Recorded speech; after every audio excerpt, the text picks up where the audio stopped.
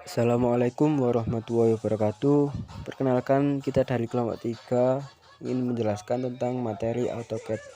AutoCAD sendiri merupakan perangkat lunak yang dibuat untuk menggambar 2 dimensi dan 3 dimensi yang dikembangkan oleh Autodesk. Pertama, kita akan menjelaskan tahapan untuk menjalankan program AutoCAD. Pertama, hidupkan komputer, kemudian masuk dalam operasi Windows, klik tombol Start, klik program, atau klik 2 kali pada ikon AutoCAD. Elemen AutoCAD terdiri dari baris judul, baris status, area gambar, pop-up menu, toolbar, baris perintah, dan kontrol menu ikon yang biasanya digunakan untuk mengontrol keadaan jendela dari program AutoCAD.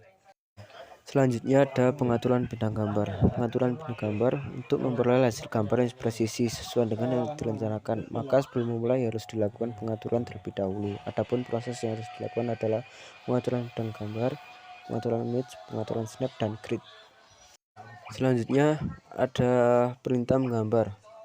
Untuk melakukan penggambaran dalam AutoCAD, perintah gambar bisa diambil melalui beberapa cara, yaitu dari menu pull down, toolbar, draw, screen menu atau menu layar, maupun dengan cara mengetik di keyboard. Adapun perintah gambar meliputi 1 line, 2 ray, 3 construction line, yang keempat ada multi line, 5 polyline, 6 polygon, 7 rectangle, 8 ARC yang digunakan untuk membuat busur lingkaran atau garis lengkung. Selanjutnya ada circle, donut, spline, ellipse, dan point. Dan dalam pengetiran gambar terdapat erase, copy, mirror, offset, array, move yang digunakan untuk memindahkan objek dari suatu tempat ke tempat yang lain.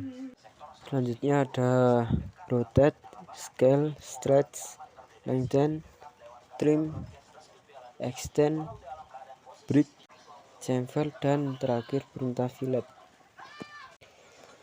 Di dalam AutoCAD juga terdapat aerial view.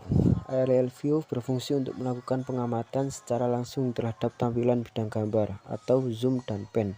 Adapun salah satu kelebihan aerial view adalah pada saat melakukan proses penggambaran dapat dilakukan zoom dan pan secara langsung tanpa harus mengambil perintah dari menu bar.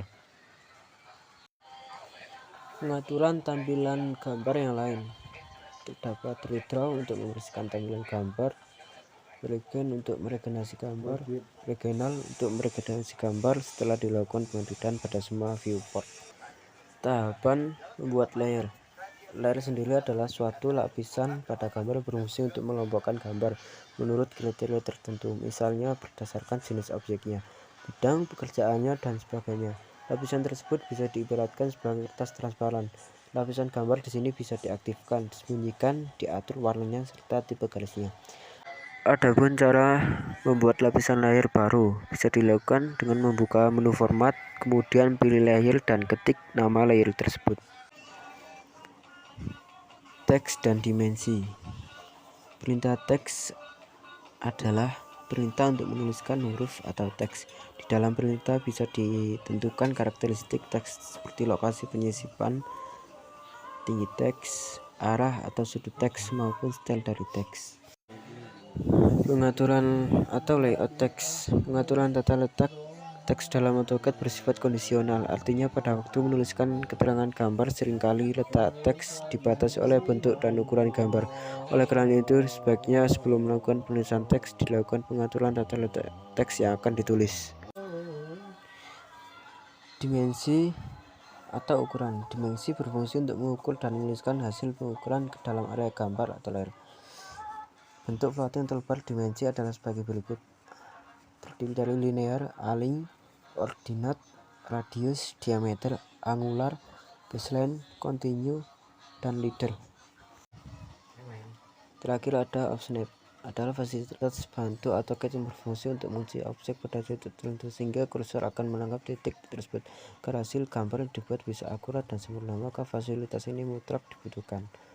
Offsnap sendiri terdiri dari dua jenis, yaitu offsnap sementara dan offsnap permanen. Demikian penjelasan dari saya, kurang lebihnya saya mohon maaf. Saya kira wassalamualaikum warahmatullahi wabarakatuh.